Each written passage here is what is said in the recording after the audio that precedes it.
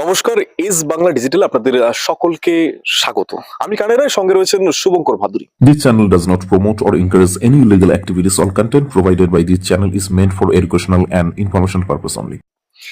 এবার আপনারা ভাবতে পারেন যে আমরা জঙ্গলে কেন এসেছি, জঙ্গলে আমাদের কি কাজ, কি খবর রয়েছে।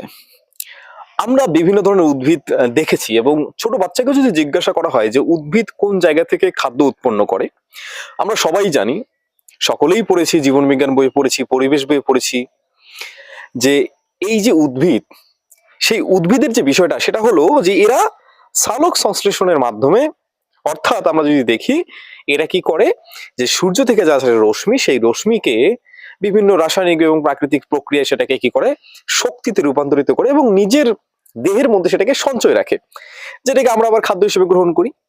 এরকম একটা কিন্তু সার্কেল রয়েছে। এবার যদি আপনাকে বলি যে এইরকম একটি গাছ রয়েছে, যে গাছটা সালোক সংশ্লেষণ করে কিন্তু তার সাথে সে মাংসাশী।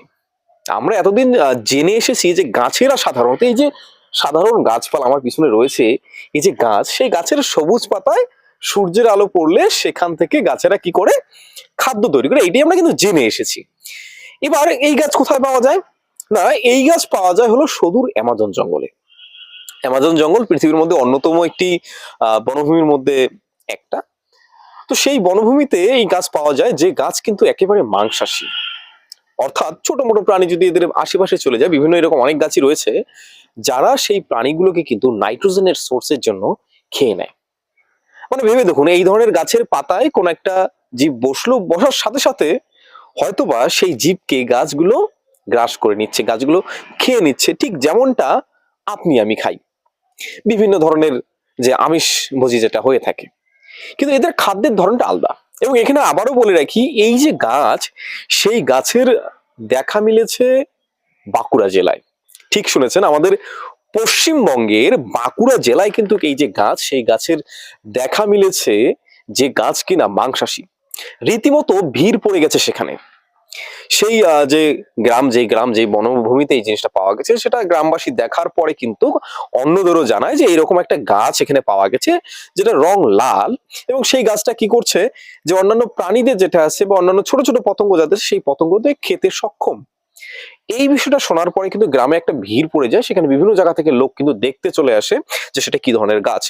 এবং এই ঘটনা যখন বন দপ্তরকে জানানো হয়, বন দপ্তররা যেটা বলেন যে কোনো পশুচারণ ভূমি, যেখানে পশুরা ঘাস টাস খেয়ে থাকে, সেইখানে এই ধরনের যে উদ্ভিদ, সেই উদ্ভিদের বেঁচে থাকা খুবই দায়। তো সেই কারণে সেখানে কিন্তু পশুচারণ আপাতত বন্ধ করা হয়েছে, এবং বন দপ্তর থেকে সেই গাছটাকে সংরক্ষিত রাখার যে একটা ব্যবস্থা, সেই ব্যবস্থা কিন্তু নেওয়া হয়েছে। কেন নেওয়া হয়েছে তার কারণটা হলো, বিশেষজ্ঞ যারা রয়েছেন তারা বলছেন যে এই গাছ খুবই উপকারী।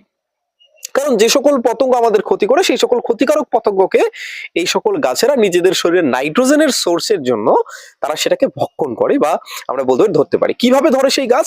সেই গাছের মধ্যে আমরা একটা ছোট্ট একটা জিনিস দেখাচ্ছি। নর্মালি যদি আমি যদি এরকম একটা গাছ দেখি, এই যে গাছটা আমার হাতে দেখছেন আপনারা, ঠিক সেই রকম গাছের মধ্যে টেন্টিকেল রয়েছে, অনেকটা এরকম রঙে আলাদা, হয়তো বা একটু ধরনটা আলাদা।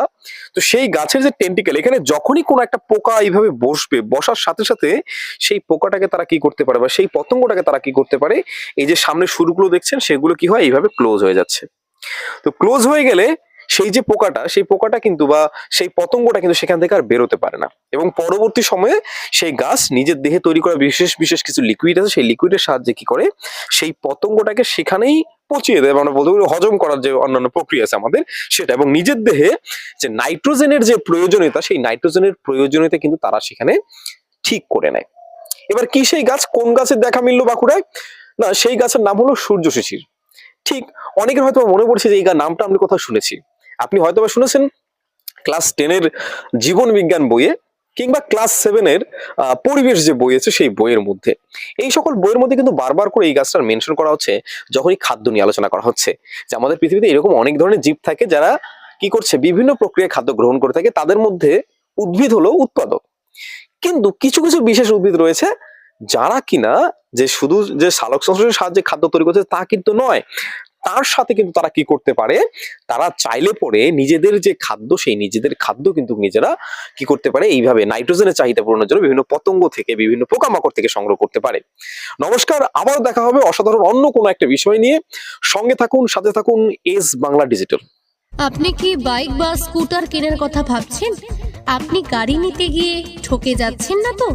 দীর্ঘ 7 বছর যাবৎ সততার সাথে ব্যবসা করে আসছে বামনহাট আমান হোন্ডা। তাই নিশ্চিত মনে এখনই চলে আসুন বামনহাট আমান হোন্ডা শোরুমে এবং নিয়ে যান আপনার পছন্দের বাইক বা স্কুটার। আমাদের এখানে রয়েছে বিভিন্ন মডেলের বাইক ও স্কুটারের বিশাল সম্ভার। এছাড়াও এখানে একই ছাদের তলায় পেয়ে যাবেন সেলস, সার্ভিস এবং স্পেয়ার পার্টস। প্রত্যেক কেনাকাটায় রয়েছে স্বল্প ডাউন পেমেন্ট ও ন্যূনতম ডকুমেন্টসে লোনের সুবিধা।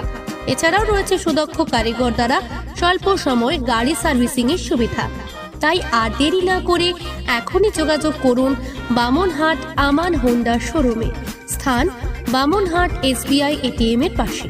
যোগাযোগের নম্বর 9002805414।